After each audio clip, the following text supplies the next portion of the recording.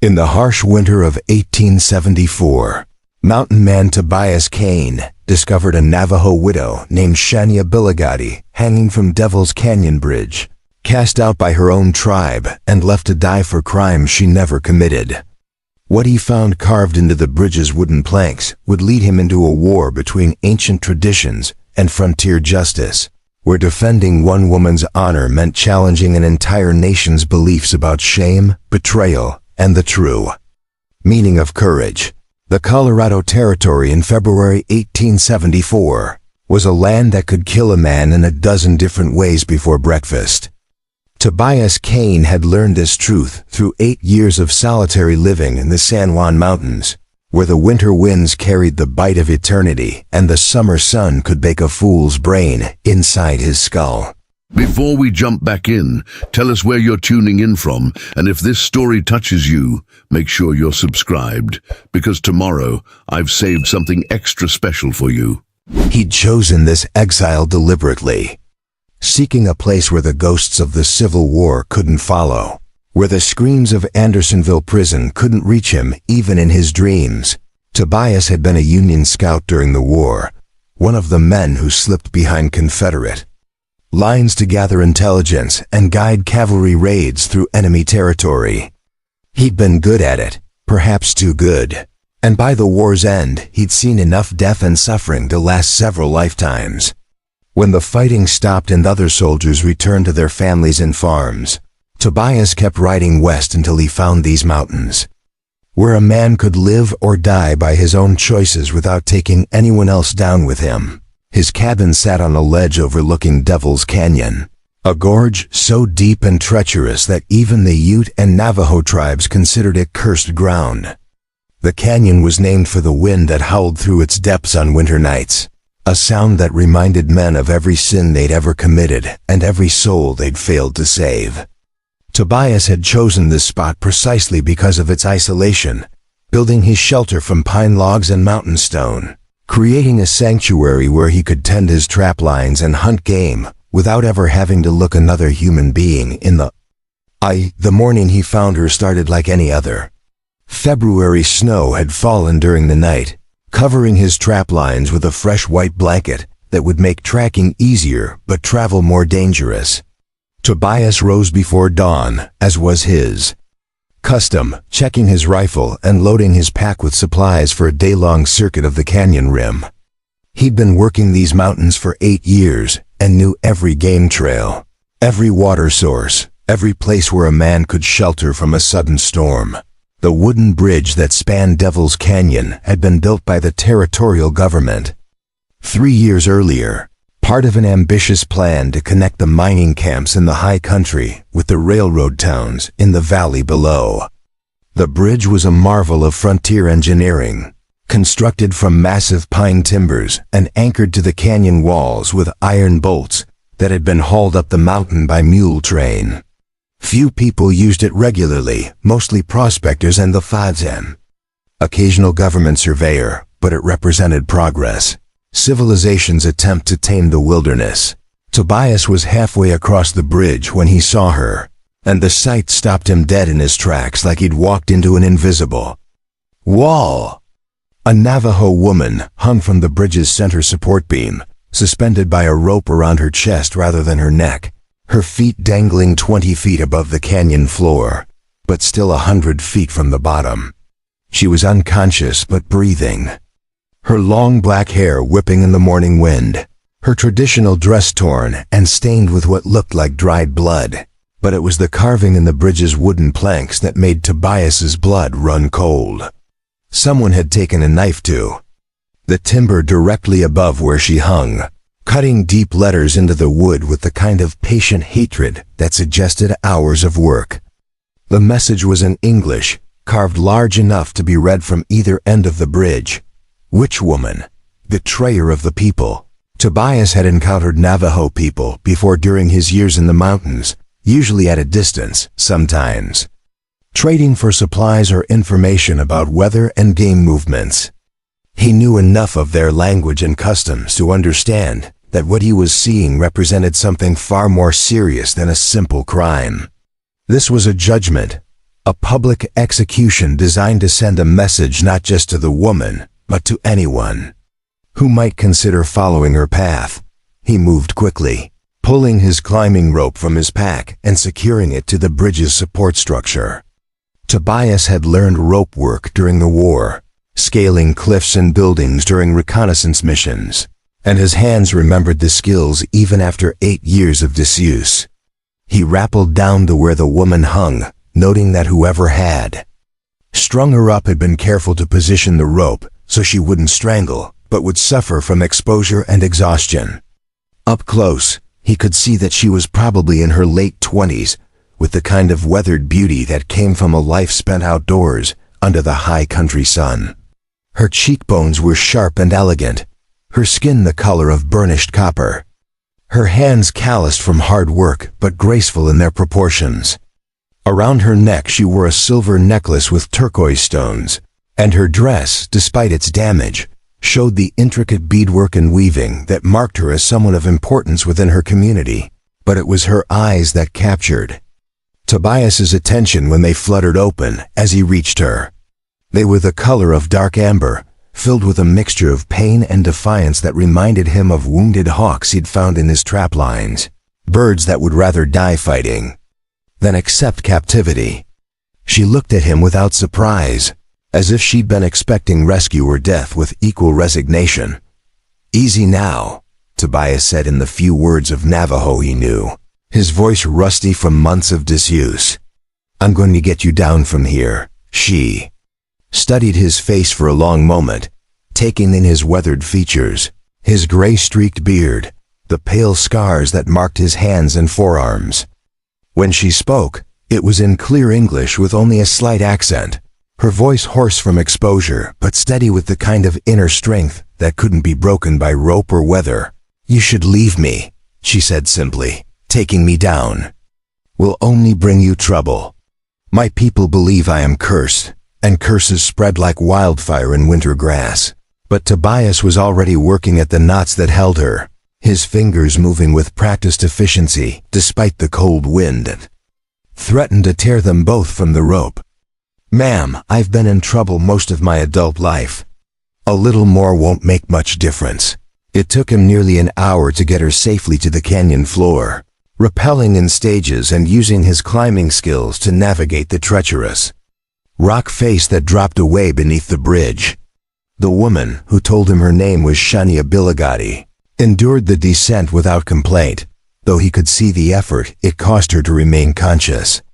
By the time they reached solid ground, the morning sun had burned off most of the overnight snow, revealing a landscape of red rock and pine that stretched away toward the distant mesas. Shania collapsed as soon as her feet touched earth, her body finally giving in to exhaustion and exposure. Tobias caught her before she could fall, noting the fever that burned in her skin and the way her breathing came in shallow, irregular gasps. Whatever had happened to bring her to that bridge, she'd been hanging there for at least a full day. "Probably longer. My cabin's about 2 miles north," Tobias said, lifting her in his arms with the same care he'd used to carry an injured animal. "You need food, warmth, and medical attention before we talk about anything else." The journey back to his cabin took most of the morning, with Tobias moving carefully across the snow-covered terrain while carrying Shania's unconscious form. She was lighter than he'd expected, probably from days or weeks of inadequate food, and her skin had the pale undertone that suggested serious illness or injury beyond simple exposure. Several times during the hike, he stopped to check her pulse and breathing, applying wilderness first aid techniques he'd learned during the war. Tobias's cabin was a testament to 8 years of careful craftsmanship and gradual improvement. What had started as a simple one-room shelter had grown into a comfortable dwelling with separate areas for sleeping, cooking, and storing supplies. The walls were chinked with clay and moss to keep out the winter wind, and a large stone fireplace provided both heat and cooking facilities. Shelves lined the walls, holding books he'd accumulated over the years, tools for maintaining his equipment, and preserved food that would last through the harsh mountain winters. He laid Shania on his bed, covering her with wool blankets and Preparing and narrating this story took us a lot of time, so if you are enjoying it, subscribe to our channel. It means a lot to us now. Back to the story. Building up the fire until the cabin was warm, enough to drive out the bone-deep cold that came from hanging exposed in mountain wind. While she slept, he prepared a broth from dried venison and wild onions, something gentle enough for a stomach that probably hadn't held solid food in days. It was while he was tending the fire that Tobias noticed the other injuries. Shania's wrists bore rope burns that were several days old, suggesting she'd been bound before being taken to the bridge. Her dress was torn in patterns that looked deliberate rather than accidental, and there were bruises on her arms that matched the grip of human hands. Someone had handled her roughly, repeatedly, before making the decision to hang her from Devil's Canyon Bridge. As evening approached and the mountain wind began its nightly song through the canyon depths, Shania finally woke. She lay still for several minutes, taking in her surroundings with the careful attention of someone who'd learned not to trust. Unexpected kindness. When she finally spoke, her voice was stronger than it had been on the bridge. "You are Tobias Kane," she said, and it wasn't a question. "The white man who lives alone in the cursed canyon. My people have spoken of you." Tobias paused in his cooking, surprised that his reputation had reached the Navajo settlements. "What do they say?" "That you are a ghost man, neither fully alive nor completely dead. That you came here to hide from something that happened in the war between the white tribes. That you harm no one but help no one either, like a spirit that watches but doesn't interfere." The description was more accurate than Tobias cared to admit. "Well, today I interfered. Question is, should I have left you on that bridge?" Shania pulled herself up to sitting position, accepting the bowl of broth he offered with hands that trembled slightly from weakness. "That depends on whether you believe in justice or simply survival. My people chose survival, which is why I was hanging there. What did you do that made them willing to kill you?" For a long moment, Shania stared into the fire, her amber eyes reflecting the dancing flames like pools of liquid gold. When she finally answered, her voice carried the weight of a story that had cost her everything she'd ever valued. "I married a man they said I shouldn't marry. I loved him when they said love was betrayal. And when he died defending our village from raiders, I refused to accept their explanation of how and why he died. They called me a witch woman because I asked questions that had dangerous answers." Tobias sat back in his chair, recognizing the tone of someone who'd been forced to make impossible choices between loyalty and truth. "What kind of questions?" "The kind that suggests some of our own people might have been working with the raiders. The kind that implies certain leaders might have been more interested in preserving their own power than protecting their own families. The kind that make people uncomfortable enough to decide you're better off dead." The cabin fell silent except for the crackling of the fire and the distant howl of wind through Devil's Canyon. Tobias studied Shania's face, noting the intelligence in her eyes, the stubborn set of her jaw, the way she held herself despite exhaustion and injury. He'd seen that look before, on the faces of soldiers who discovered their officers were incompetent or corrupt. People who'd been punished for telling truths that others preferred to ignore. "So they decided you were a witch," he said finally. "They decided I was dangerous, which amounts to the same thing. A woman who asks questions, who refuses to accept simple explanations for complex problems, who won't stay silent when silence serves injustice. In their minds, that made me a threat to the harmony of the people." Shania finished her broth and set the bowl aside, her strength returning with each moment of warmth and nourishment.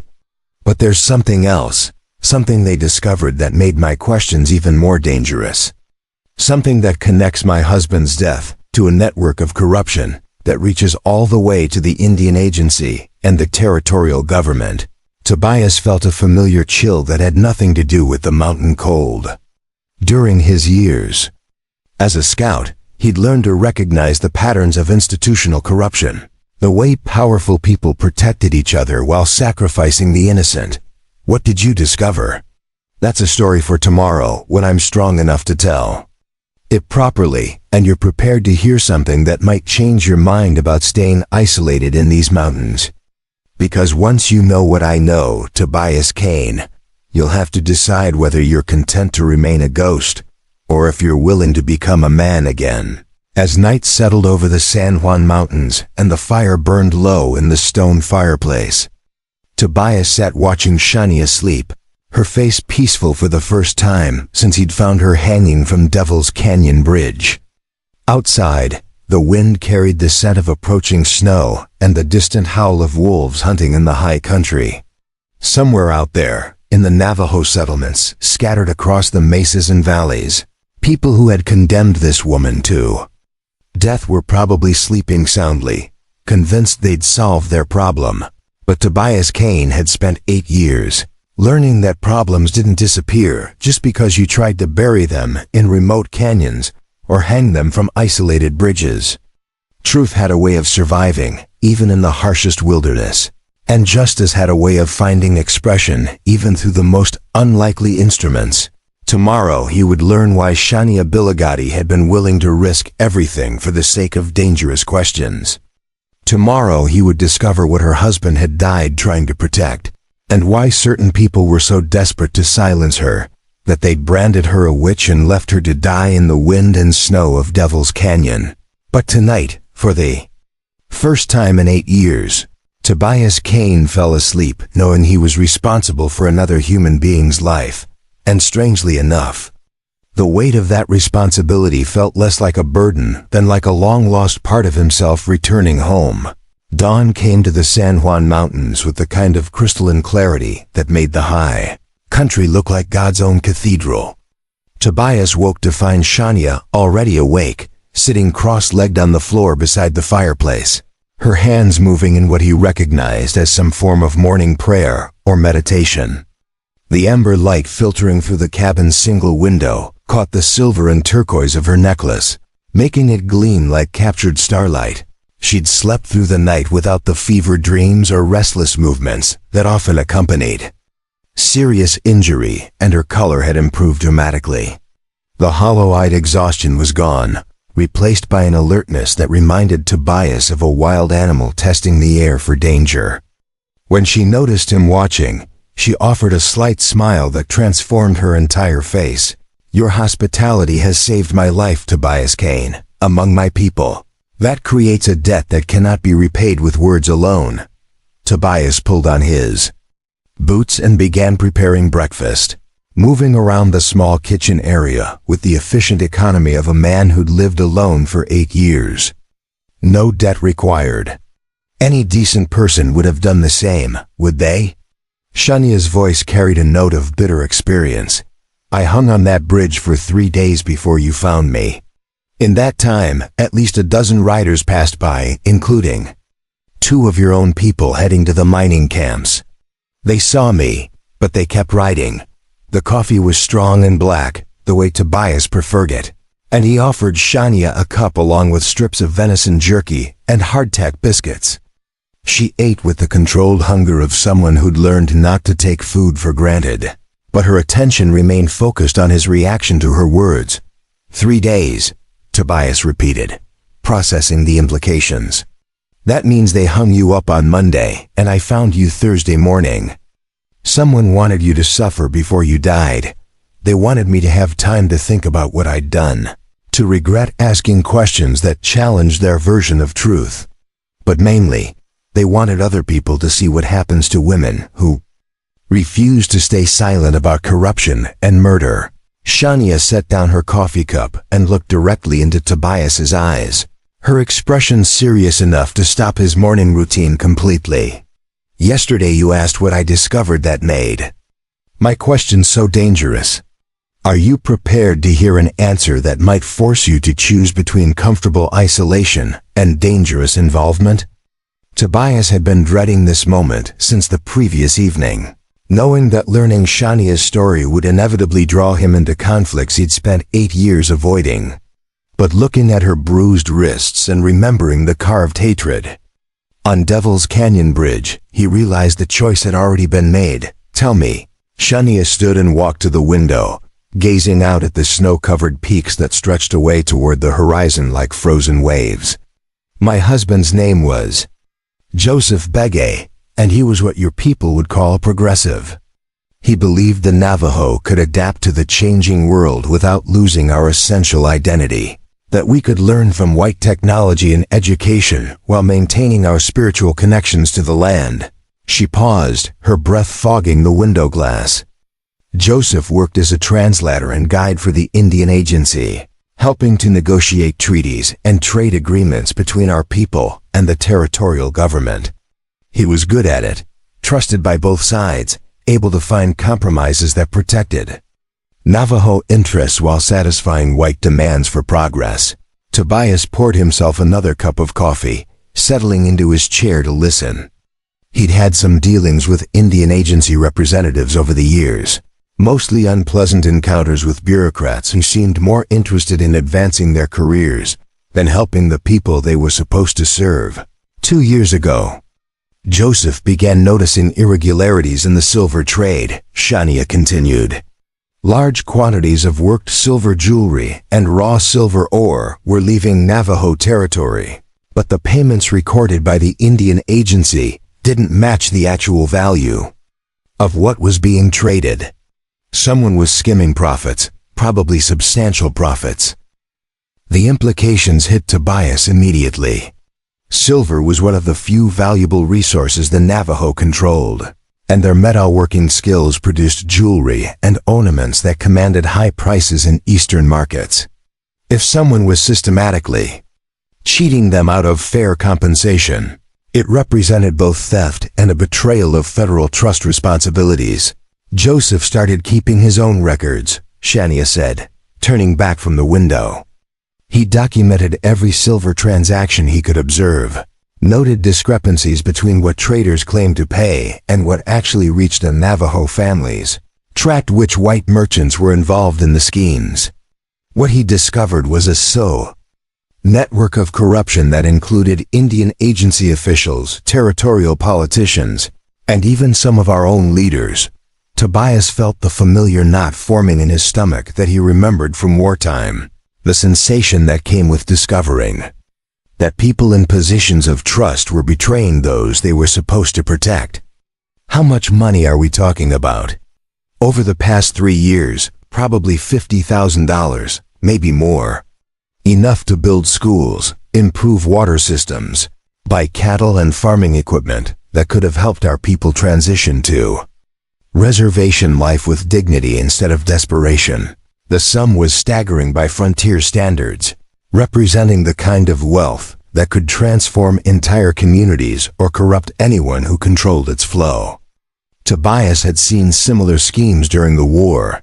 Supply officers who sold military equipment to Confederate agents, quartermasters who inflated prices and pocketed the difference, politicians who awarded contracts to friends regardless of quality or need. Joseph gathered evidence for 8 months before he felt confident enough to present his findings to the territorial governor, Shania continued. He had names, dates, amounts, even some of the forged documents that were being used to justify the discrepancies. He thought justice would be served once the right people knew what was happening. But Tobias could already guess how that story ended. The governor was part of the scheme. Worse, the governor was the scheme. Martin Kellerman has been territorial governor for 4 years, and he's built his political career on his reputation as an honest broker between white settlers and Indian tribes. But Joseph's evidence showed that Kellerman has been using his position to manipulate silver prices, award exclusive trading rights to his business partners, and funnel profits through a network of shell companies that all lead back to his family. Tobias whistled low, recognizing the scope of what Shania was describing. Territorial governors wielded enormous power over Indian affairs, controlling everything from treaty negotiations to resource extraction permits. If Governor Kellerman was using that authority for personal enrichment, it represented a betrayal. That reached all the way to Washington. What happened when Joseph tried to expose this? Shania's expression darkened, and for the first time since he'd rescued her, Tobias saw real pain flash across her features. Joseph was careful. He didn't approach Kellerman directly, instead working through federal contacts in Denver, who were supposed to have oversight authority over territorial officials. But somehow, word got back to Kellerman that someone was investigating the silver trade. She sat back down, her hands trembling slightly as she reached for her coffee cup. 3 weeks later, our village was attacked by raiders. Supposedly, random violence, the kind of thing that happens when desperate men decide to steal horses and food from isolated settlements.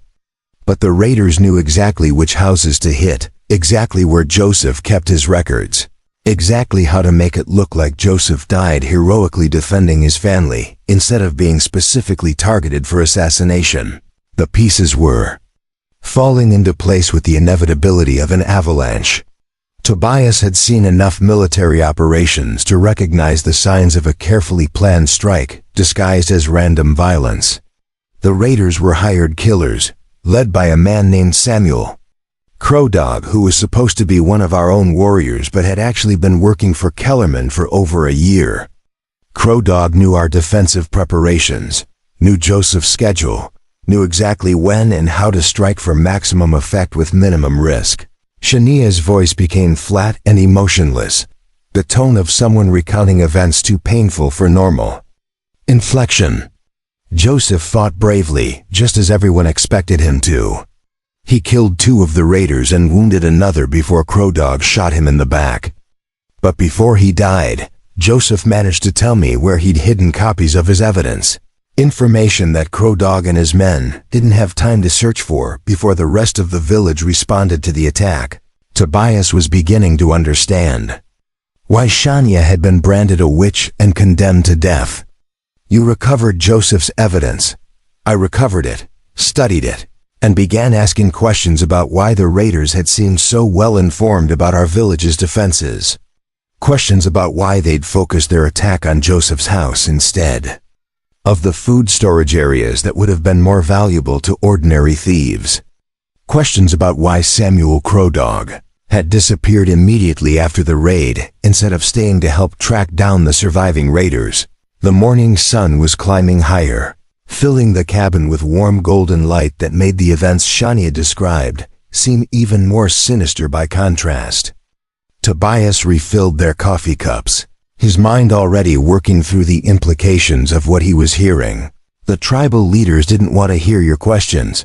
Some of them couldn't afford to hear my questions. Joseph's evidence implicated 3 members of the tribal council, men who had been receiving payments from Kellerman's network in exchange for encouraging their people to accept unfavorable silver trading terms. My questions threatened to expose not just white corruption, but Navajo collaboration. Shania stood and began pacing the small cabin, her energy returning along with her anger. So they decided I was a witch woman, someone whose grief had driven her to make dangerous accusations against respected leaders. They said my questions came from evil spirits rather than legitimate concerns, that I was trying to destroy tribal unity during a time when we needed to stand together. And the evidence Joseph gathered? Hidden where only I know how to find it, which is why hanging me from Devil's Canyon Bridge was meant to be a slow death. They wanted time to break me, to force me to reveal the location of Joseph's records before I died.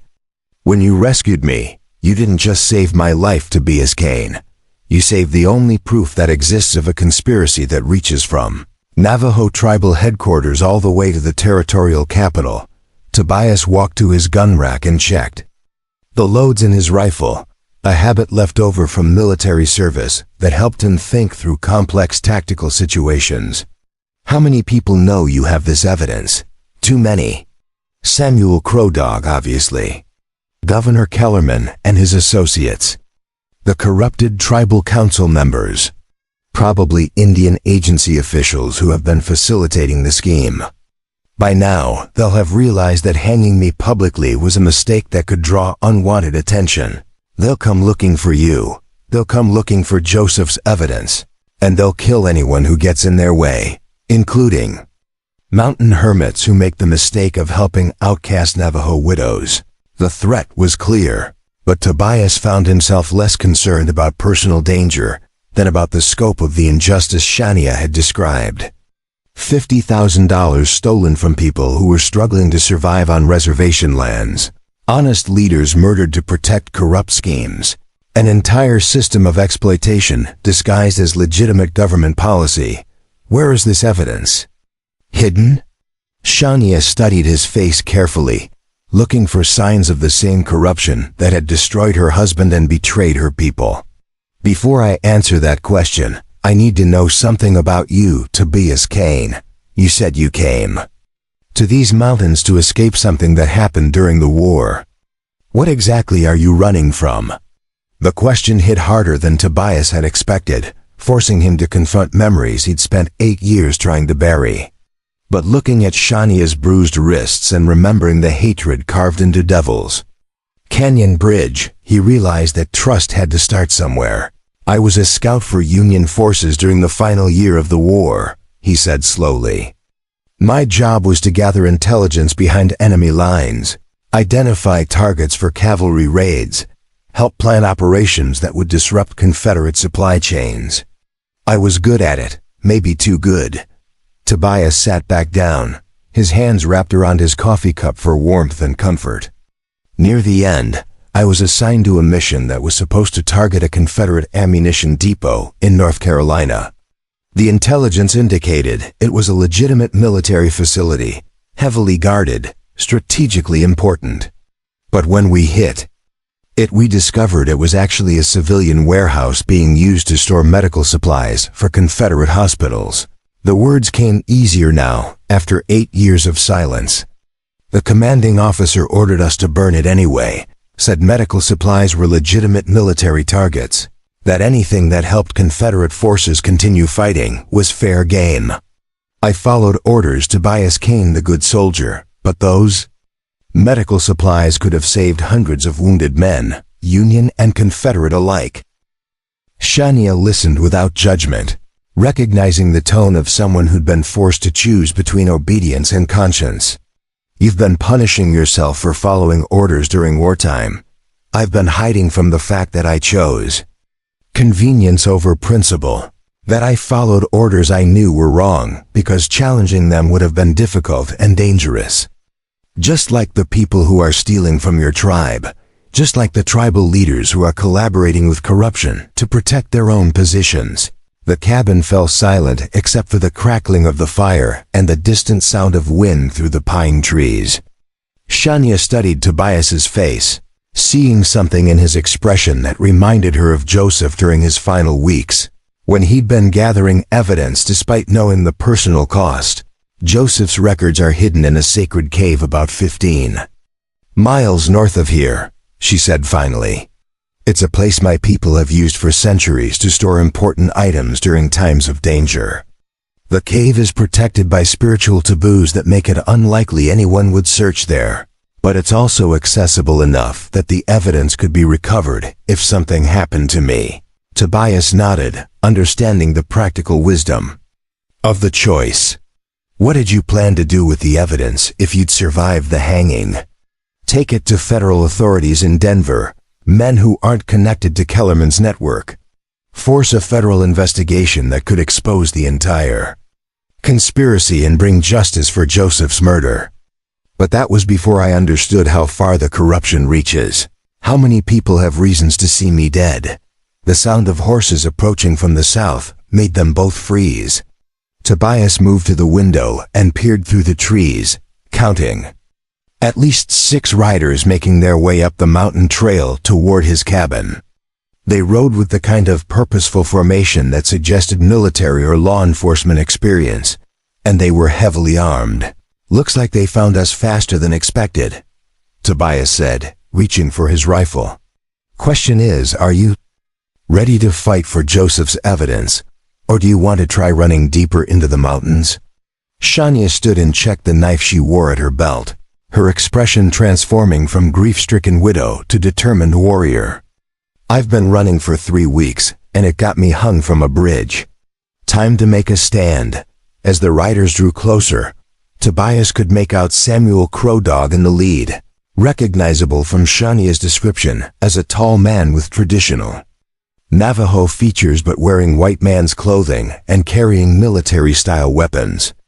Behind him rode a mixture of Navajo warriors and white men who had the look of professional killers rather than ordinary frontier settlers. "They're not here to negotiate," Tobias observed, checking his ammunition supply. "This is a termination mission." But Shania was smiling with the kind of fierce joy that came from finally having a chance to fight back against enemies who had destroyed everything she loved. "Then let's give them a fight they'll remember, assuming any of them survived to tell the story." The battle for Joseph Begay's evidence was about to begin, and the outcome would determine whether justice could survive in a territory where corruption had taken root in the highest levels of government. For the first time in 8 years, Tobias Kane was going to have to choose between safety and principle, between comfortable isolation and dangerous involvement in a fight that could cost him everything. But looking at Shania Billigotti's determined face and remembering the carved hatred on Devil's Canyon Bridge, he realized the choice had been made the moment he cut her down from that rope. Some fights were worth having, regardless of the cost. The first shot shattered the cabin's window and buried itself in the log wall 3 inches from Tobias's head. He dove sideways, pulling Shania down with him as a volley of rifle fire erupted from the tree line surrounding his homestead. Samuel Crow Dog's voice cut through the gunfire like a blade, shouting commands in both English and Navajo, as his mixed force of warriors and hired killers spread out to surround the cabin. "Shania Billigotti," Crow Dog called, his voice carrying the authority of someone accustomed to being obeyed. "You have something that belongs to powerful men. Come out peacefully. Tell us where to find it, and your death will be quick. Force us to dig you out of that cabin, and we'll take our time." Tobias crawled to his gun rack and pulled down a Spencer repeating rifle, the same model he'd carried during his scouting missions in the Civil War. The weapon felt familiar in his hands, muscle memory taking over as he checked the magazine and worked the action. Beside him, Shania had drawn her knife and was scanning the cabin's interior with the calculating gaze of someone planning a defensive strategy. "How many men did you count?" she whispered, her voice steady despite the bullets whining overhead. 8, maybe 9. 3 positioning themselves behind the woodshed, 2 more moving toward the back of the cabin. The rest spread out in the tree line to prevent us from running. Tobias peered through a gap in the logs, studying the terrain around his homestead with new eyes. "They're professionals, not just angry villagers. This is a military-style assault." Another volley of gunfire raked the cabin's walls. But Tobias noticed something encouraging about the attack pattern. The shots were carefully aimed to avoid killing anyone inside, suggesting that Crow Dog's men needed them alive long enough to extract information about Joseph's evidence. "They can't risk burning us out or using explosives," Shania observed, reaching the same conclusion. "Dead people can't reveal hiding places." Tobias nodded, then moved to the back window and carefully raised his rifle. One of Crow Dog's men was creeping through the snow toward the cabin's rear wall, probably planning to set charges or start a fire that would force them out into the open. Tobias took careful aim and fired, the bullet catching the man in the shoulder and spinning him around before he collapsed behind a fallen log. The return fire was immediate and intense, forcing Tobias back from the window as bullets splintered the wooden frame around his head. But the shot had served its purpose, demonstrating that the cabin's defenders were armed and capable of accurate shooting. "We can't hold this position indefinitely," Tobias said, reloading his rifle. "They'll eventually find a way to flush us out, and we don't have enough ammunition for a prolonged siege." Shania was studying the cabin's layout with the same intensity she'd probably used to memorize the location of Joseph's hidden evidence. "There's another option. The root cellar connects to a natural cave system that runs under this entire ridge. Joseph and I explored it 2 summers ago when we were mapping water sources for the tribal council." Tobias paused in his reloading, suddenly understanding why Shania had seemed familiar with his cabin's surroundings. "You've been here before, Joseph. Brought me here to meet you, actually. 3 months before he was killed. He wanted to recruit you for something, said a former Union scout might be able to help us gather evidence about the silver trading conspiracy." The revelation hit Tobias like a physical blow. "I never met your husband because you wouldn't come to the door. We camped outside for 2 days, but you stayed hidden inside the cabin until we gave up and left. Joseph said you were probably suffering from what he called soldier's sickness, the condition that makes warriors unable to rejoin the world after they've seen too much death." More gunfire erupted outside, but Tobias barely heard it over the roar of realization flooding his mind. Joseph Begay had tried to recruit him for the investigation that had ultimately cost him his life, and Tobias had been too damaged and cowardly to even open his door. "If I'd helped him, Joseph would still be dead, and you'd probably be hanging beside me from Devil's Canyon Bridge," Shania interrupted. "Some fights can't be won by individual courage, Tobias Kane. Sometimes you need to survive long enough to find better ground for the battle." She moved to the corner of the cabin where Tobias stored his winter supplies, pulling aside sacks of grain and preserved meat to reveal a wooden trapdoor set into the floor. The cave system runs for miles in both directions, with multiple exits scattered throughout the ridge. "We can use it to reach the sacred cave where Joseph's evidence is hidden, but we'll have to move fast." Tobias gathered ammunition, water, and emergency supplies while Shania opened the trapdoor and disappeared into the darkness below. The root cellar was deeper than it looked from above, carved out of solid rock and lined with stone walls that would have taken months to construct. But beyond the stored food and supplies, a natural opening led into what appeared to be an extensive cave network. "Stay close and watch your footing," Shania called back as they began moving through the underground passages. These caves were formed by ancient water flow, and some of the floors drop away without warning. The caves were a revelation to Tobias, who had lived above them for 8 years without realizing their extent. Natural limestone formations created chambers large enough to hold dozens of people, while narrow passages connected them in a maze that seemed to stretch throughout the mountain. Emergency supplies had been cached at regular intervals, suggesting that someone had been preparing these caves for use as emergency shelters. "Joseph's work," Shania explained, noticing his surprise. "He believed the Navajo would eventually need hiding places if the territorial government decided to force us off our remaining lands. He spent 2 years secretly preparing these caves as emergency refuges. They moved through the underground network for over an hour, following passages that climbed steadily upward through the mountain's interior." Shania navigated with the confidence of someone who had memorized every turn and landmark, occasionally pausing to check markings carved into the cave walls that served as a primitive navigation system. "We're almost there," she said as they approached a chamber that glowed with filtered sunlight from somewhere above. "The sacred cave is just beyond this next passage, but there's something you need to understand before we proceed." Tobias paused, recognizing the serious tone that suggested another revelation was coming. "What kind of something?" "The cave where Joseph hid his evidence isn't just sacred to my people because of spiritual beliefs. It's sacred because it contains the burial remains of Navajo leaders going back over 200 years, including chiefs who signed the original treaties with the Spanish and Mexican governments. The implications were staggering. If the cave contained historical artifacts and burial sites, disturbing it could violate both federal law and Navajo spiritual traditions. But more importantly, it suggested that Joseph had chosen the hiding place for reasons beyond simple concealment. He wanted the evidence to be found with the treaty documents, Tobias realized, to show the connection between historical promises and current betrayals. Exactly. Joseph believed that proving the current corruption required showing how it violated Not just federal law, but the fundamental agreements that established peaceful relationships between our peoples.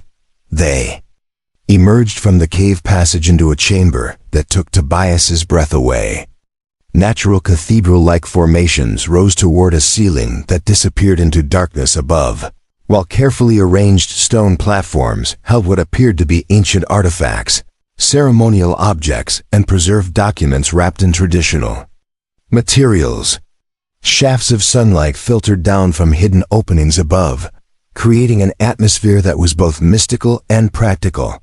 But it was the fresh disturbance in the chamber's sacred arrangement that made both of them freeze in horror. Someone had been here recently, searching through the carefully preserved materials with the kind of destructive haste that showed no respect for cultural or spiritual significance. They found it, Shania whispered, moving toward a stone platform that had been completely ransacked. Someone got here first. Tobias examined the scattered artifacts, noting that whoever had searched the cave had been looking for something specific rather than simply looting valuable items. Ceremonial silver jewelry lay untouched while document. Storage areas had been thoroughly demolished. Not necessarily, he said, pointing to a section of the cave wall that showed fresh chisel marks. Look at the search pattern. They were looking for a hidden compartment or cache, not something stored in the open. Shania moved to the damaged wall section and began examining the chisel marks with growing excitement. Joseph was too smart to hide his evidence in the obvious places. He would have created a secondary cache, something that looked like natural rock formation, but actually concealed a storage space.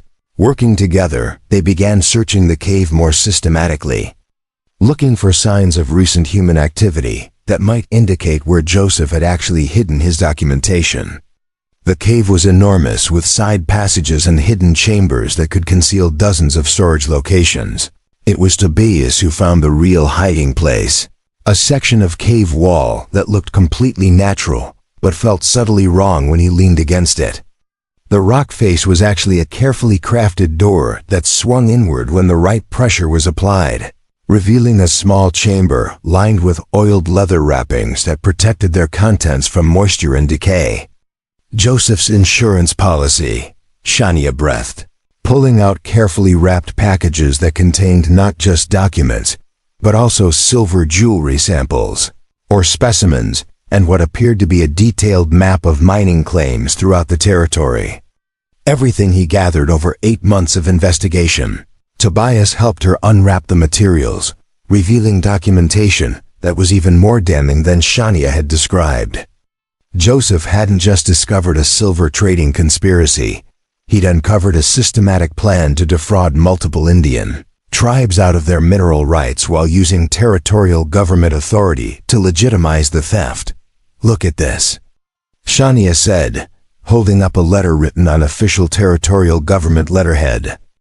Governor Kellerman was planning to declare Navajo silver claims invalid due to administrative irregularities, then award new mining rights to his business partners for a fraction of their actual value. The scheme was breathtaking in its scope and audacity. Using bureaucratic manipulation and legal technicalities, Kellerman's network had been positioning themselves to steal not just current silver production, but the underlying mineral rights that represented the Navajo people's economic future. But it was the final package that revealed the true scope of the conspiracy. Joseph had somehow obtained a copy of a federal contract that authorized the territorial government to negotiate new treaty terms with all southwestern tribes, essentially allowing Kellerman to rewrite the fundamental agreements that governed Indian land rights. This isn't just theft, Tobias said, studying the contract provisions. This is a plan to eliminate tribal sovereignty entirely, to reduce all Indian nations to the status of dependent wards, with no legal rights to their traditional territories. Shania was pale with anger and realization. Joseph didn't just discover corruption. He uncovered a blueprint for cultural genocide disguised as administrative reform. The sound of voices echoing through the cave passages made them both freeze. Someone else had found the cave system and was moving through the underground network with the confidence that suggested familiarity with the layout. Crow Dog, Shania whispered, recognizing one of the voices. But how did he know about the caves? Tobias was already repacking Joseph's evidence, his military training taking over as he prepared for the possibility of having to defend their position or escape through alternative routes. Someone told him. Someone who knew about Joseph's work and the location of his evidence cache. The voices were getting closer, and Tobias could make out at least 3 different speakers moving through the passages with a kind of systematic search pattern that suggested military organization. But there was something else, a 4th voice that made Shania's face go white with shock and betrayal. Maria Yazzie, she breathed. My cousin, the one who helped me escape from the village. After they condemned me as a witch, the pieces fell into place with devastating clarity. Maria hadn't helped Shania escape. She'd maneuvered her into a position where she could be captured and interrogated about Joseph's evidence. The whole scenario, from the public condemnation to the hanging on Devil's Canyon Bridge, had been designed to break Shania's resistance and force her to reveal the location of Joseph's hidden documentation. We need to leave now, Tobias said, shouldering the pack containing Joseph's evidence. Is there another way out of this chamber? Shania pointed to a narrow passage at the far end of the sacred cave, barely visible in the filtered sunlight.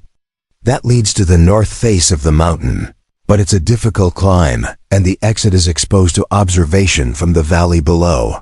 Better than being trapped in here when Crow Dog arrives, Tobias replied, moving toward the passage.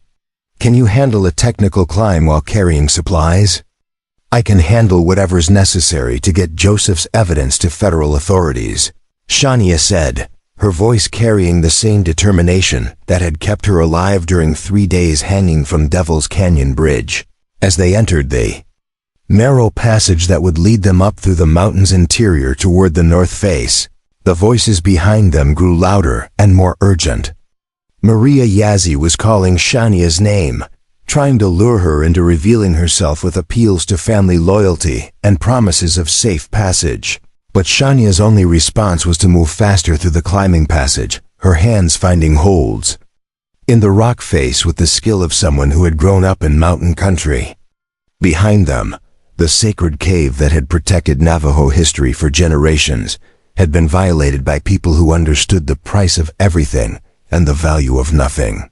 Where does this passage emerge? Tobias asked as they climbed through increasingly narrow confines that required them to move single file, on a ledge about halfway up the north face, with access to climbing routes that lead either to the summit or down into the valley beyond the ridge. But Tobias, once we emerge from this cave system, will be completely exposed. If Crow Dog has men positioned on the surrounding peaks, we'll be sitting targets. The climbing passage was becoming more technical with each foot of elevation, requiring genuine rock climbing skills rather than simple hiking ability. But both Tobias and Shania moved with confidence born of mountain experience, their hands and feet finding purchase on holds that would have challenged experienced climbers. There's something else, Shania said as they paused to rest on a natural ledge within the passage. The federal authorities in Denver that Joseph planned to contact, I'm not certain they can be trusted either. This conspiracy reaches so high into territorial government that it probably has connections to federal officials as well. Tobias considered this as he checked the pack containing Joseph's evidence, making sure the documentation was secure for the technical climbing ahead. Then we'll have to find another way to expose the truth, something that bypasses normal government channels entirely. What did you have in mind? Newspapers. Public exposure that makes it impossible for corrupt officials to cover up or dismiss the evidence. But that means getting to Denver alive and finding journalists brave enough to take on territorial government corruption. They resumed climbing as the voices from the sacred cave became more distant, though still audible enough to indicate that their pursuers had discovered their ransacked hiding place and were probably following their trail. Through the passage system, The exit from the cave passage was a narrow opening concealed behind a screen of mountain vegetation, emerging onto a ledge that offered spectacular views of the valley below, but also complete exposure to observation from multiple directions. Tobias crawled to the edge and studied the terrain through his military field glasses, counting at least 6 riders positioned at strategic points throughout the valley. "They've got the entire area under surveillance," he reported. Moving in daylight would be suicide, but Shania was studying the mountain face above their position, her expression suggesting she was considering options that went beyond simple tactical retreat. "There's a reason Joseph chose this cave system for hiding his evidence, Tobias. It connects to other sacred sites throughout the region, places that are protected by spiritual taboos that most people won't violate. You're talking about traveling through a network of sacred caves to reach safety. I'm talking about using my people's own spiritual traditions to protect evidence that could expose the people who are destroying those same traditions." Joseph would have appreciated the irony.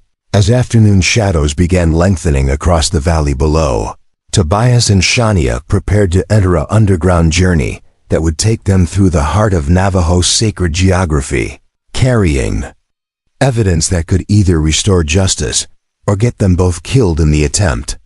But for the first time since cutting Shania down from Devil's Canyon Bridge, Tobias felt like they were moving towards something instead of simply running away.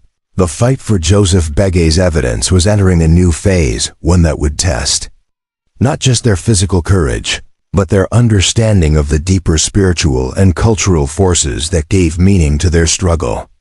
In the sacred darkness of the mountain's interior, they would discover whether justice could survive in a world where power and corruption seemed to control every institution that was supposed to protect the innocent. The underground network of sacred caves stretched through the San Juan Mountains like the veins of some ancient sleeping giant, connecting spiritual sites that had been holy to the Navajo people for countless generations. Shania led Tobias through passages that seemed to defy the normal laws of geology, where crystalline formations created natural cathedrals and underground rivers carved paths through solid stone with the patience of centuries. They had been traveling through the mountain's interior for 6 hours, moving by the light of oil-soaked torches that Shania produced from cached supplies hidden throughout the cave system.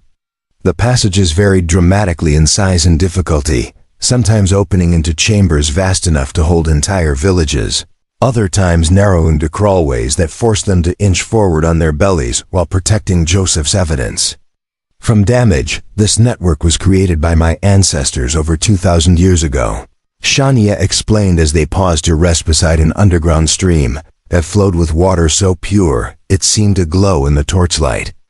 Not the caves themselves, those are natural, but the connections between them, the storage chambers, the navigation markers carved into the walls. Tobias studied the intricate symbols that marked every major intersection, geometric patterns, and pictographs that clearly represented a sophisticated communication system. It's like a highway system, but completely hidden from surface observation. More than a highway. It's a sacred geography that connects all the important spiritual sites in this region, allowing medicine men and tribal leaders to travel between them safely even during times of war or persecution. Joseph used to say it was like having a second world beneath the one that white men were trying to control. The symbolism wasn't lost on Tobias, who understood that they were traveling through the hidden heart of Navajo resistance to conquest and cultural destruction. But what impressed him most was the evidence of recent maintenance and improvement, suggesting that the cave network remained an active part of Navajo spiritual and practical life. How many people know about this system? Fewer and fewer. Each generation, the knowledge is passed down through specific families, usually those responsible for maintaining particular sacred sites. My husband learned about it because his grandfather was one of the keepers of the Eastern Passages, and Joseph taught me because he believed the old knowledge might be needed for survival in the modern world. They resumed their underground journey following passages that seemed to spiral deeper into the mountain's core before suddenly emerging into chambers filled with evidence of human activity spanning centuries. Ancient pictographs shared wall space with more recent additions, creating a visual timeline of Navajo history that included depictions of Spanish conquistadors, Mexican soldiers, and American cavalry units. "Look at this," Shania said, stopping beside a section of cave wall that featured a detailed pictograph showing what appeared to be a meeting between Navajo leaders and white officials. This was painted after the Treaty of Bosque Redondo in 1868, when our people were finally allowed to return to our traditional lands. But the pictograph that followed it showed a different story, one of broken promises and renewed encroachment. Tobias could make out images that clearly depicted mining operations, railroad construction, and the establishment of military forts throughout traditional Navajo territory. "Your people have been documenting the betrayal of that treaty from the beginning. Every violation, every broken promise, every act of bad faith by government officials who claim to represent justice and fair dealing." Joseph wasn't the first person to gather evidence of corruption, Tobias. He was just the first one to try using white man's legal system to obtain justice. The cave passage they were following began to climb steeply, and Tobias could feel air currents that suggested they were approaching another surface exit. But Shania seemed increasingly agitated as they climbed, frequently pausing to check markings on the cave walls with growing concern. "Something's wrong," she said finally, stopping beside a pictograph that showed fresh paint applied over older images. "These navigation markers have been altered, changed to lead travelers in the wrong direction." Tobias examined the modified symbols, noting that the changes were subtle, enough to fool casual observation, but would send anyone following the traditional route into passages that led nowhere. "Someone's been sabotaging your navigation system. Someone who knows enough about our traditions to make the changes look authentic but wants to prevent people from reaching specific destinations. This is sophisticated cultural warfare, Tobias. The kind that requires inside knowledge and careful planning." The implications were disturbing on multiple levels. If someone was systematically compromising the sacred cave network, it meant the conspiracy they were fighting had penetrated even the most protected aspects of Navajo spiritual life. But more immediately, it meant their current route might be leading them into a trap. "Can you still navigate to safety using the altered markers?" Shania studied the cave walls more carefully, comparing the modified symbols with older markings that hadn't been changed. "Joseph taught me to read the original navigation system, the one that existed before these modifications. But following the old routes will take us through passages that haven't been used in decades, possibly centuries, more dangerous than walking into an ambush." Unknown. Some of the ancient passages were abandoned because they became unstable or flooded. Others were sealed off because they led to sacred sites that were considered too powerful for ordinary travelers to visit safely. They pressed forward using Shania's knowledge of the original navigation system, following cave passages that showed increasing evidence of age and disuse. The walls here displayed pictographs that were clearly much older than the ones they'd seen earlier, painted in styles and colors that suggested they dated back to the earliest period of Navajo occupation in the region. The passage they were following suddenly opened into a chamber that took Tobias's breath away. Natural crystal formations had been carefully arranged by human hands to create a space that seemed to pulse with its own inner light, while spring water flowed through carved channels that created a complex pattern on the chamber floor. But it was the walls that commanded attention, covered with pictographs that told a story Tobias had never heard in any official history. "The Long Walk," Shania whispered, her voice filled with reverence and pain.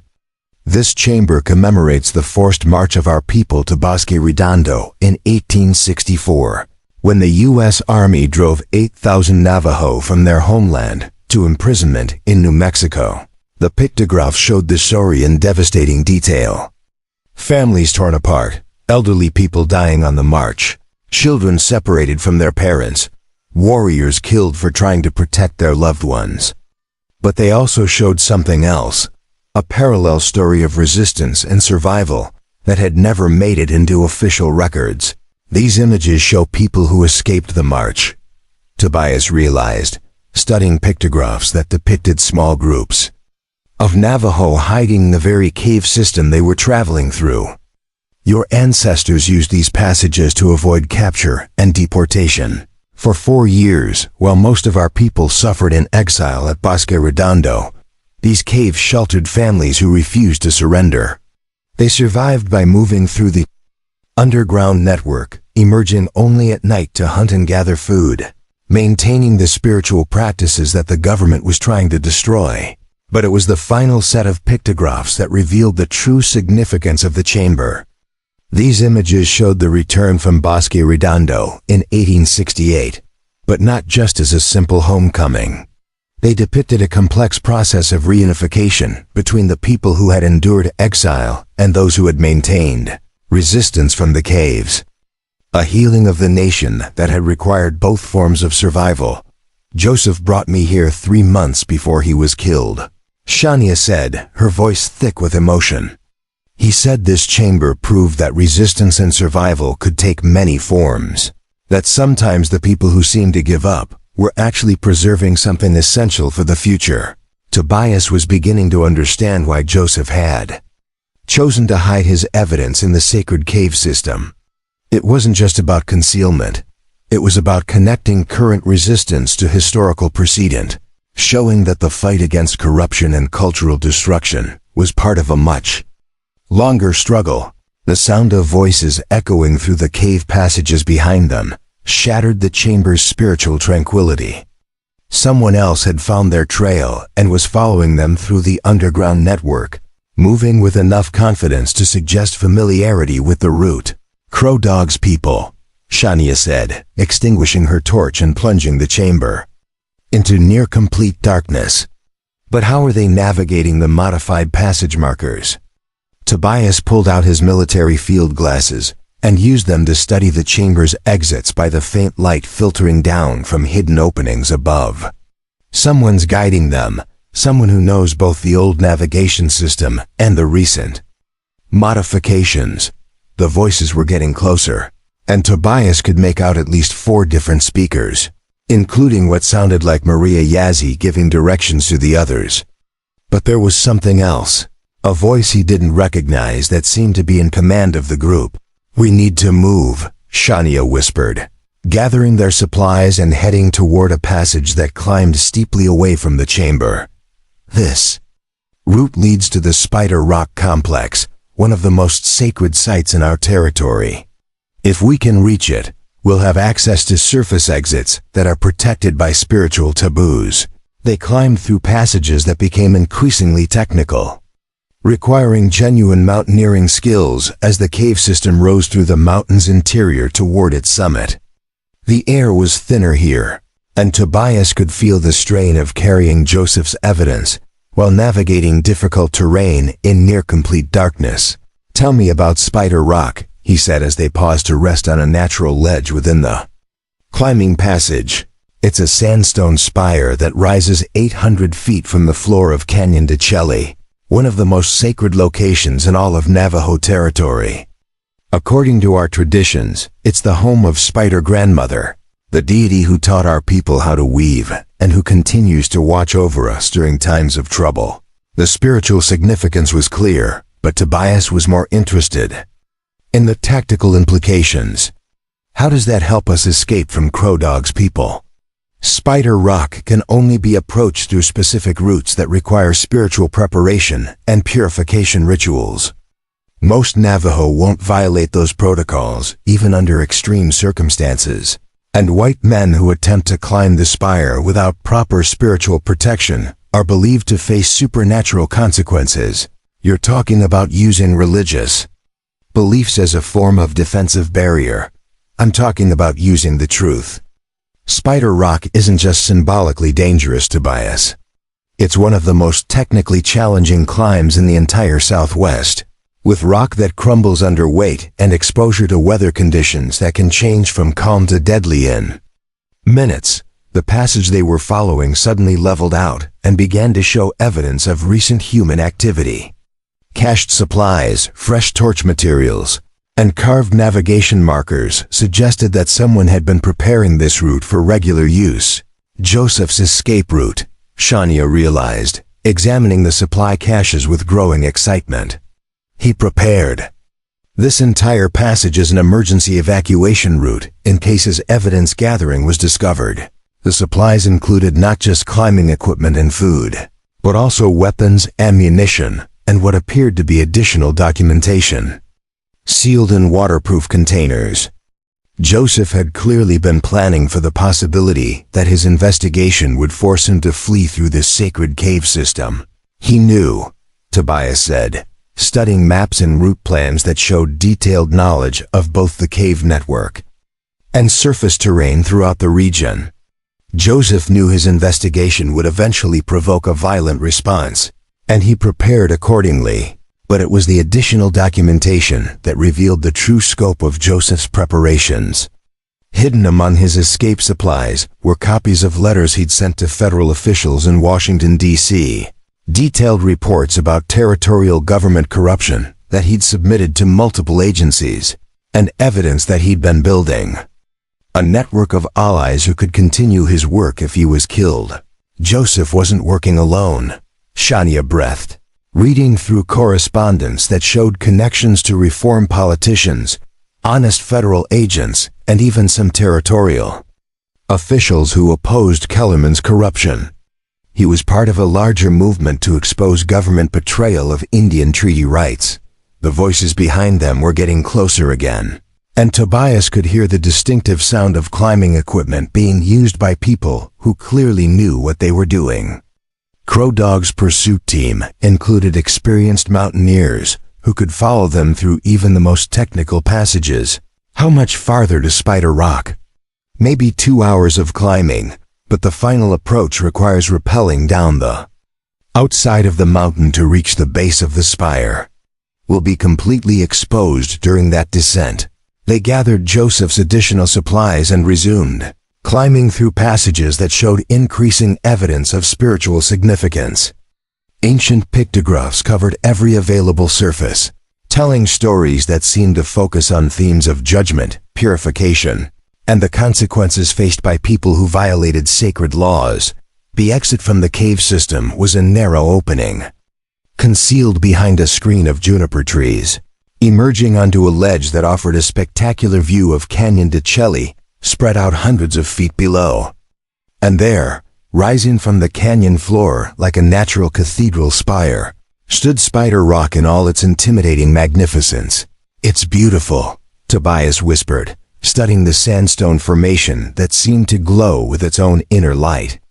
"In the afternoon sun, it's also our only chance," Shania replied, checking the rappelling equipment that Joseph had cached near the cave exit. "Once we start down that cliff face, we're committed to reaching Spider Rock, regardless of what Crow Dog's people do to try stopping us." The rappelling route down the canyon wall was technically demanding, but manageable for experienced climbers. What made it truly dangerous was the complete exposure to observation and gunfire from multiple directions, including the cave exit they'd just used. As they prepared their climbing gear and studied the route down to Spider Rock's base, voices from the cave system behind them suddenly stopped. Tobias used his field glasses to scan the surrounding canyon rim, counting at least 8 riders positioned at strategic points around the canyon's perimeter. "They're not just following us anymore," he observed. "They're setting up a siege. Someone wants to make sure we don't leave this canyon alive." But Shania was studying Spider Rock itself with an expression that mixed determination and spiritual reverence. "Then we'll have to trust Spider Grandmother to protect people who are fighting for justice against those who would destroy the sacred traditions." The final phase of their escape would require more than just climbing skills and tactical knowledge. It would require faith in spiritual powers that Tobias had never learned to understand, and trust in cultural traditions that had sustained the Navajo people through centuries of persecution and survival. As afternoon shadows began lengthening across Canyon de Chelly, two fugitives prepared to risk everything on a climb that would either carry them to safety or become their final resting place in one of the most sacred locations in the American Southwest. The evidence of government corruption they carried might never reach federal authorities, but it would at least die in a place where the spirits of justice could bear witness to their sacrifice. The judgment of Spider Rock was about to begin, and the outcome would determine not just their survival, but whether truth could triumph over the forces of institutional corruption that threatened to destroy everything the Navajo people held sacred. The rappel down Canyon de Chelly's 800-foot wall began at sunset, when the sandstone cliffs glowed like burnished copper and the shadows provided some concealment from the riflemen positioned around the canyon's rim. Tobias descended first, his Union Army training in reconnaissance climbing serving him well as he navigated the technical route that Joseph Begay had scouted months earlier as an emergency escape path. The cliff face was treacherous in ways that had nothing to do with Crow Dog's pursuit team. Ancient sandstone crumbled under the slightest pressure, requiring climbers to test every handhold and foothold before committing their full weight. Weather-carved ledges offered false security that could collapse without warning, and the constant wind through the canyon created updrafts that could slam a rappelling climber into the rock face with bone-breaking force. Halfway down the descent, Tobias paused on a narrow ledge to check their progress and scan for signs of immediate danger. Through his field glasses, he could see movement among the juniper trees at the canyon rim, suggesting that Crow Dog's men were positioning themselves for clear shots once the rapplers reached the more exposed sections of the cliff face. How much farther? Shania called down from her position 50 feet above, her voice barely audible over the wind that howled through Canyon de Chelly's ancient depths. 200 feet to the canyon floor, but the final 100 feet are completely exposed. Tobias replied, studying the route ahead with growing concern. Once we clear that overhang, we'll be visible from multiple firing positions. The tactical situation was becoming impossible. Even if they reached the canyon floor alive, Spider Rock rose another 800 feet from the valley bottom, its technical climbing route exposed to observation and gunfire from the canyon rim throughout the entire ascent. Crow Dog's forces could simply wait for them to exhaust themselves on the climb, then pick them off at their leisure. But as Tobias prepared to resume his descent, something extraordinary began happening in Canyon de Chelly below. Figures emerged from concealed positions among the cottonwood trees and boulder fields, moving with the fluid coordination of people who knew every stone and shadow in the ancient landscape. Within minutes, Tobias counted over 30 Navajo warriors, taking defensive positions around Spider Rock's base. Shania, he called up to his climbing partner. Look down at the canyon floor. She rappelled to his position and peered over the ledge, her face transforming with amazement and hope as she recognized the figures below. It's the Spider Rock clan, the traditional guardians of this sacred site. But how did they know we were coming? The answer came in the form of signal fires that suddenly blazed to life on mesa tops throughout the region.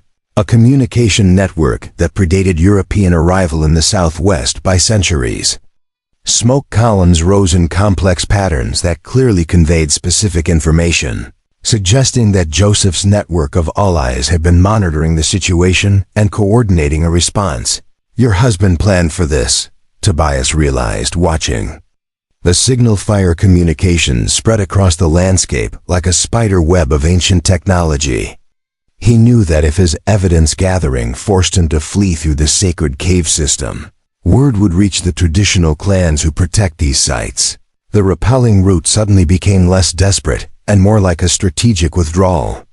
Under friendly cover, the Spider Rock clan warriors below were positioning themselves not just to defend the sacred site, but to provide covering fire for climbers descending the canyon wall. Several of them carried modern rifles alongside traditional weapons, suggesting they were prepared for sustained combat. Tobias and Shania resumed their descent with renewed confidence, moving quickly through the exposed sections, while the defenders below kept watch for threats from the canyon rim. The ancient sandstone still crumbled treacherously under their weight, but the psychological pressure of operating under enemy observation had been dramatically reduced. They reached the canyon floor just as darkness settled over Canyon Day. Chelly, emerging from their rappelling ropes into a defensive perimeter that had been established with military precision around Spider Rock's base. The clan warriors who surrounded them represented a cross-section of Navajo society, from traditional medicine men to young men who had clearly received training in modern warfare tactics.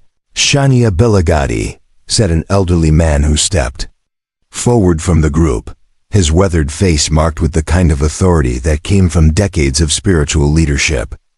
Joseph sent word to the old networks before he died, asking us to watch for his wife if she ever came to Spider Rock seeking justice. The man's name was Thomas Begay, and he was both Joseph's uncle and one of the senior medicine men, responsible for maintaining the spiritual protocols that governed access to sacred sites throughout Navajo territory. His presence at Spider Rock represented not just family loyalty but official recognition that Shania's quest for justice had the support of traditional religious authority. "Uncle," Shania said, using the respectful term for elderly relatives. "Joseph's evidence must reach federal authorities in Denver before Governor Kellerman can destroy the documents that prove his corruption. But Samuel Crow Dog has been hunting us for days, and he has support from people within our own community." Thomas nodded gravely, his eyes moving to study Tobias with the kind of penetrating gaze that seemed to see past surface appearances to underlying character. "Joseph told us about the white soldier who lives in the cursed canyon, the one whose heart was wounded by war but whose spirit remained clean. He said this man might be the key to bringing justice to our people." The endorsement carried weight that Tobias could feel among the assembled warriors, men who had probably been skeptical about trusting a white stranger with knowledge of their most sacred sites. But Joseph's recommendation, delivered through traditional networks even after his death, provided credibility that no amount of explanation could have achieved. "What's the situation on the canyon rim?" Tobias asked, setting down the pack containing Joseph's evidence and accepting a cup of coffee from one of the defenders. "Crow Dog has 20 men positioned around the canyon perimeter," Thomas replied. "But he also has something else, something that changes the nature of this conflict. He's brought Martha Yazzie, Shania's cousin, and she's carrying a federal warrant for Shania's arrest on charges of murdering tribal council members." The revelation hit like a physical blow. If Crow Dog had legal authority to arrest Shania, it meant the conspiracy they were fighting had managed to corrupt federal law enforcement as well as territorial government. More immediately, it meant that anyone helping them could be charged with harboring a fugitive. "The warrant is forged," Shania said immediately. "I never harmed any tribal council members. The only thing I did was ask questions about Joseph's murder." "We know," Thomas replied. "But the warrant appears authentic enough to provide legal cover for whatever Crow Dog plans to do. He's not just hunting you for the evidence anymore, Shania. He's operating under the pretense of legitimate law enforcement."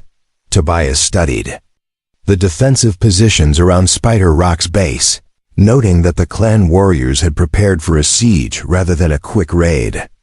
Supplies were cached throughout the boulder field, water sources had been secured, and fallback positions had been established that could hold against superior numbers for extended periods. "How long can you maintain this defense?"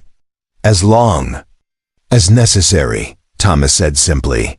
"Spider Rock has been sacred to our people for over 1,000 years. No force has ever succeeded in driving us away from it, and none ever will."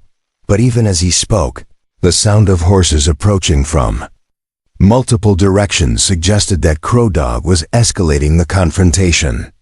Torches appeared along the canyon rim, and voices carried through the night air as riders took positions that would allow them to pour gunfire down into the defensive perimeter around Spider Rock.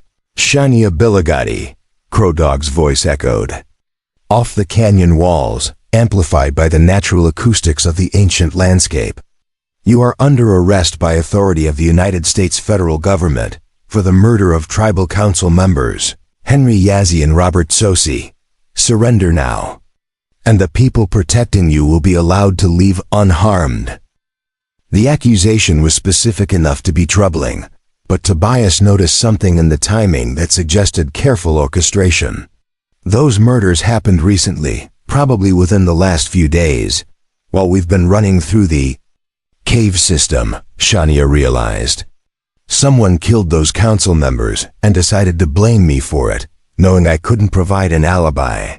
Thomas's expression was grim as he considered the implications. Henry Yazzie and Robert Sosi were the two council members who opposed selling tribal silver rights to Governor Kellerman's associates. If they've been murdered, it removes the last official opposition to the conspiracy Joseph was investigating. The pieces were falling into place with devastating clarity. The murders weren't just an attempt to frame Shania. They were the final step in a plan to eliminate all resistance to the territorial government's theft of Navajo mineral rights. With the honest council members dead and the main witness blamed for their murders, Kellerman's network could proceed with their scheme without further interference. We need to get word to federal authorities about what's really happening here, Tobias said. But not through normal channels that might be compromised by the conspiracy. Already done, Thomas replied, pointing to signal fires that were blazing on distant mesa tops in complex patterns that clearly conveyed detailed information. The traditional communication networks are carrying word to every Navajo settlement in the territory, and from there to federal officials who have proven themselves trustworthy. The signal fire network was an impressive demonstration of indigenous technology and organization, but Tobias worried that it might not be fast enough to prevent the immediate catastrophe that Crow Dog's forces represented.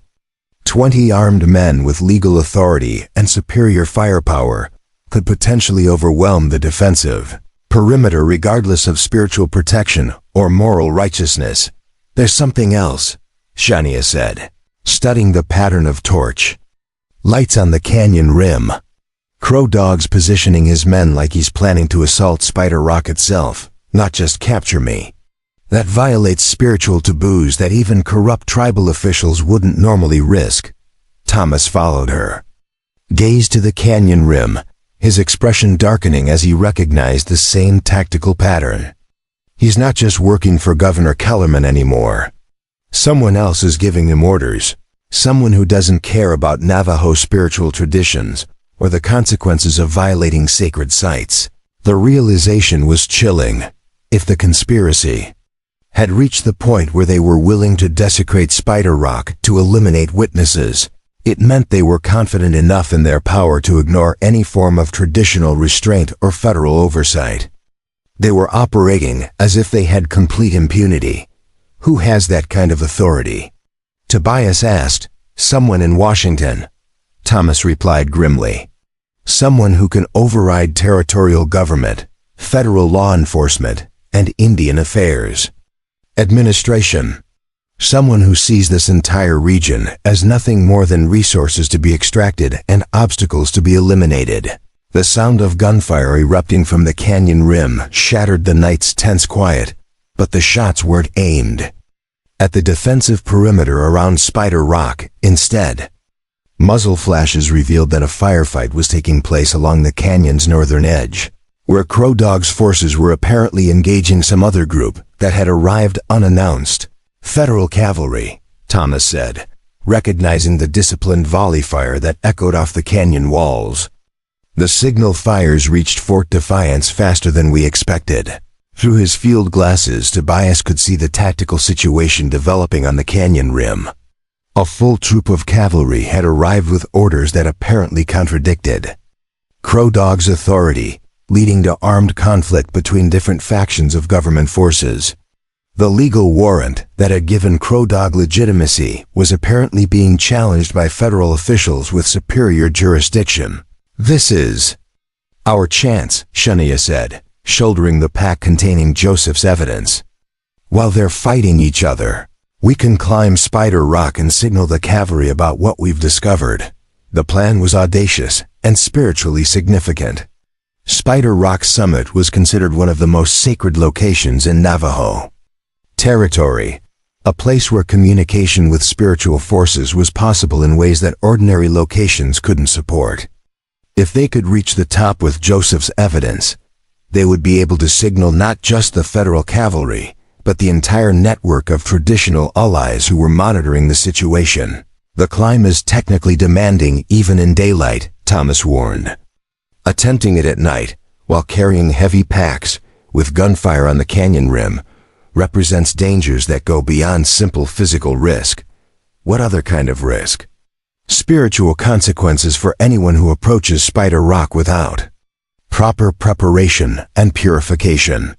According to our traditions, the spirits who guard this place judge the intentions of everyone who attempts the climb.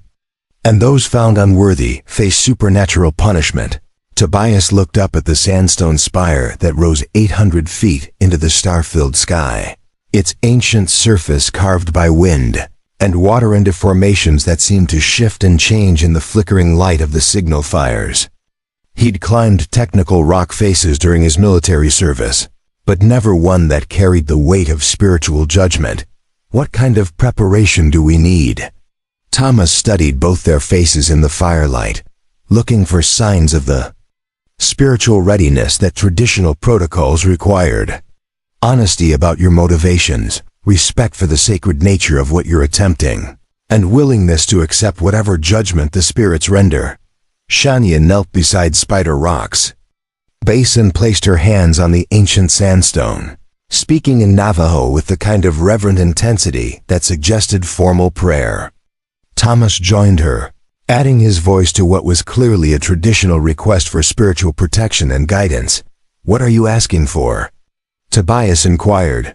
"Permission to climb," Shania replied, "and wisdom to use Joseph's evidence in ways that honor his sacrifice and serve justice for our people."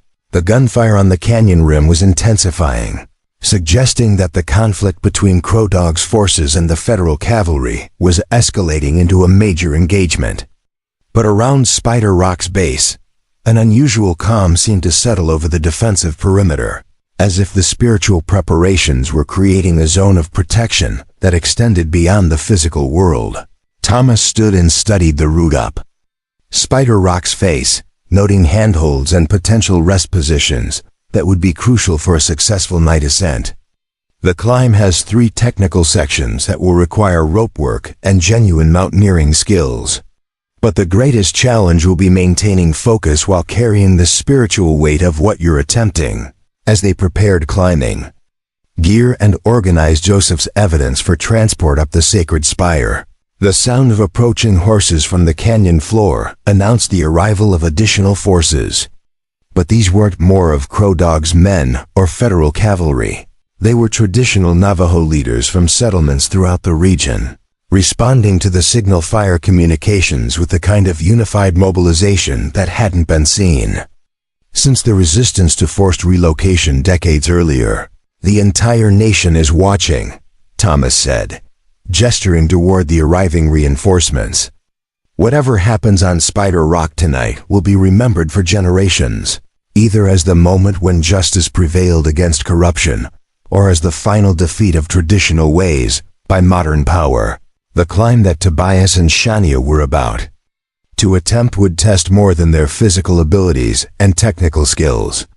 It would determine whether ancient spiritual traditions could provide protection for people fighting modern battles against institutional corruption, and whether the evidence that Joseph Begay had died to gather could finally bring justice to the people who had been betrayed by their own government. As they began the ascent of Spider Rock under a canopy of stars that had witnessed centuries of Navajo history, the sound of battle continued to echo from the canyon rim above, while traditional drums began beating a rhythm that connected their climb to spiritual forces that had protected the Navajo people through every crisis they had ever faced. The final pitch of Spider Rock's 800-foot face required Tobias and Shania to climb through complete darkness, navigating ancient sandstone holds by feel alone, while the evidence of territorial government corruption weighed heavy in their packs. 3 hours of technical climbing had brought them to within 50 feet of the sacred spire's summit, but the last section demanded skills that went beyond mere mountaineering. The handholds here follow a specific pattern, Shania whispered, her voice barely audible over the wind that howled around Spider Rock's pinnacle. According to tradition, Spider Grandmother carved these final holds herself, and they'll only support climbers whose intentions align with justice and truth. Tobias tested the next handhold, a depression in the sandstone that seemed almost too perfect to be natural, and felt the rock respond to his grip with surprising solidity. Whether through spiritual intervention or simply excellent ancient craftsmanship, the climbing route up Spider Rock's final section provided secure purchase for hands and feet despite the wind that threatened to tear them from the cliff face. The gunfire from the canyon rim had decreased dramatically during their climb, suggesting that the conflict between Crow Dog's forces and the federal cavalry had reached some kind of resolution. But torchlights still flickered along the canyon's edge, and the sound of horses moving through the darkness indicated that armed men were still positioning themselves for whatever confrontation would follow dawn. Almost there, Shania said, her silhouette visible against the star-filled sky as she reached the final holds before Spider Rock's summit. But Tobias, when we reach the top, will be standing in one of the most sacred locations in all of Navajo territory. Whatever we do up there will be witnessed by spiritual forces that have been watching over our people for centuries. The summit of Spider Rock was smaller than Tobias had expected, a natural platform perhaps 20 feet across that had been shaped by wind and weather into a space that seemed designed for human ceremony. Ancient pictographs covered every available surface, depicting generations of Navajo leaders who had climbed to this sacred height to seek guidance during times of crisis. But it was the view from Spider Rock's summit that truly took Tobias's breath away. Canyon de Chelly spread out below them like a map written in moonlight and shadow, while signal fires blazed across the mesa tops as far as the eye could see. The traditional communication network that had carried word of their struggle was still active, connecting their position to Navajo settlements throughout the territory. "Look," Shania said, pointing toward the eastern horizon where the first faint glow of dawn was beginning to lighten the sky. "The sun will rise in exactly the position where Spider Grandmother is said to sit when she weaves the fate of our people. If we're going to present Joseph's evidence to the spiritual forces that govern justice, this is the moment." She opened the pack containing her husband's documentation, spreading the papers across Spider Rock summit in patterns that seemed to follow some ancient protocol. The evidence looked different here, somehow more significant than it had in Tobias's cabin, or even in the sacred caves where they'd discovered it. Under the star-filled sky of one of the Southwest's most sacred locations, Joseph Begay's proof of government corruption took on the weight of historical testimony. "What exactly are we doing?" Tobias asked, watching Shania arrange the documents with the same care she might use for a religious ceremony. "We're asking Spider Grandmother to witness the truth that Joseph died trying to expose, and to guide us in using this evidence to bring justice to our people. According to tradition, anyone who reaches Spider Rock summit with pure intentions will receive spiritual guidance about how to proceed." The dawn light was growing stronger, revealing details of the landscape below that had been hidden by darkness. The federal cavalry troops on the canyon rim had apparently succeeded in arresting most of Crow Dog's men, though several groups of riders were still visible moving through the scrub country beyond Canyon de Chelly's boundaries. But it was the sound of voices approaching Spider Rock's base that commanded their immediate attention. Someone was beginning the climb up the sacred spire, moving with enough confidence to suggest familiarity with the technical route. Through his field glasses, Tobias could make out 3 figures starting the ascent, including one who appeared to be wearing a federal marshal's badge. "Federal law enforcement," he observed. either coming to arrest us or to take custody of Joseph's evidence. Or both, Shania replied grimly. If the conspiracy reaches as high as we suspect, even honest federal officials might be operating under false information about what we've discovered. The climbers below were making good time, suggesting professional-level mountaineering skills and detailed knowledge of Spider Rock's route. But their approach created a tactical problem that went beyond simple law enforcement issues. According to Navajo spiritual traditions, Spider Rock Summit could only accommodate people whose intentions were aligned with justice and truth. What happens if corrupt officials reach the top of Spider Rock? According to our beliefs, Spider Grandmother judges everyone who stands on this sacred ground. Those who come with evil intentions face supernatural consequences that range from simple failure to accomplish their goals to more serious spiritual punishment. The first rays of sunrise struck Spider Rock's summit just as the approaching climbers reached the halfway point of their ascent. The morning light revealed that Joseph's evidence spread across the sacred platform seemed to glow with its own inner illumination, while the pictographs covering Spider Rock's summit appeared to shift and change in ways that suggested spiritual activity. Something's happening, Tobias said, watching the documents flutter in a wind that seemed to come from no earthly direction. The papers are arranging themselves in new patterns. Shania knelt beside the evidence, studying the way the morning wind was repositioning Joseph's documentation according to some logic that transcended simple meteorology. Maps that showed the scope of territorial government corruption were aligning with historical treaty documents, while correspondence proving federal complicity was clustering around pictographs that depicted ancient betrayals. Spider Grandmother is organizing the evidence, she whispered with awe. She's showing us how the current conspiracy connects to historical patterns of broken promises and betrayed trust.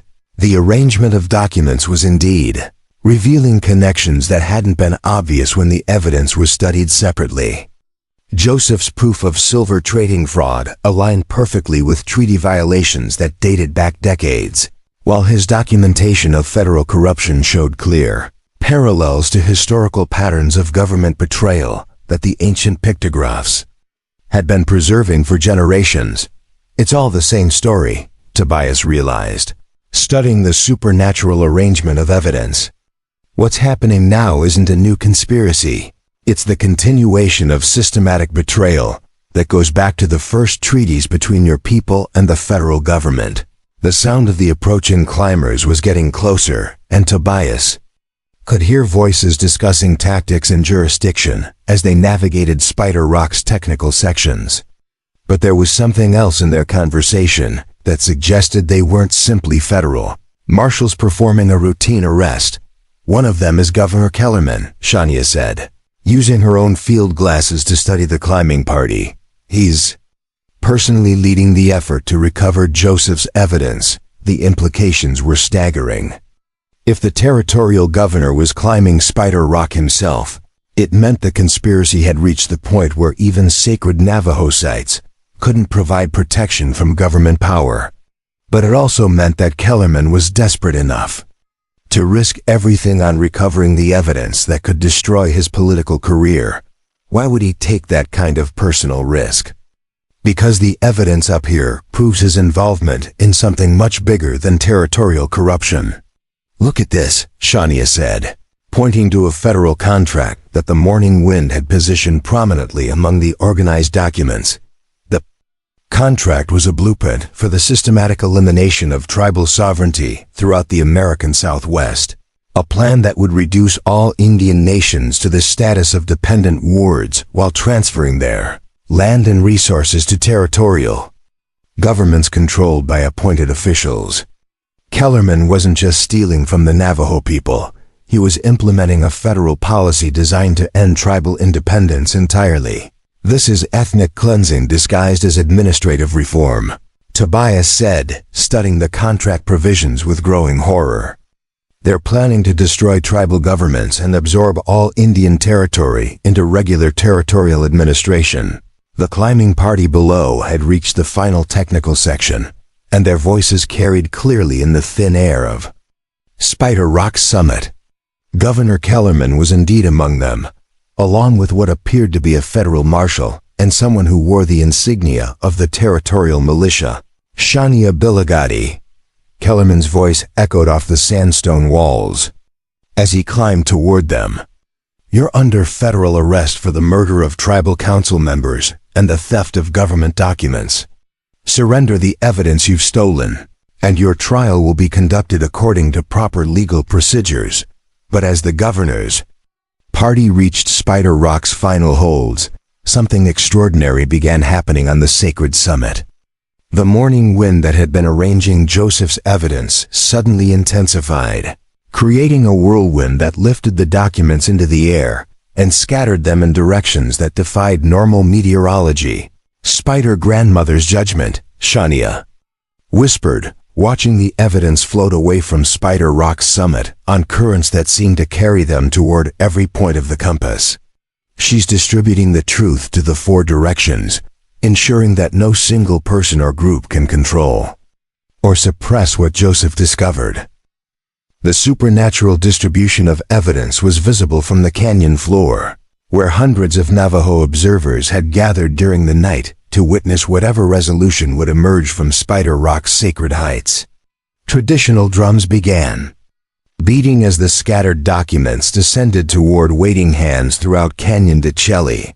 Governor Kellerman reached Spider Rock summit just as the last of Joseph's evidence disappeared into the morning wind, his face purple with rage and exertion as he realized that the conspiracy he'd spent years building was dissolving around him like smoke. You've destroyed legitimate government documents, he snarled, drawing a pistol despite the sacred nature of their location.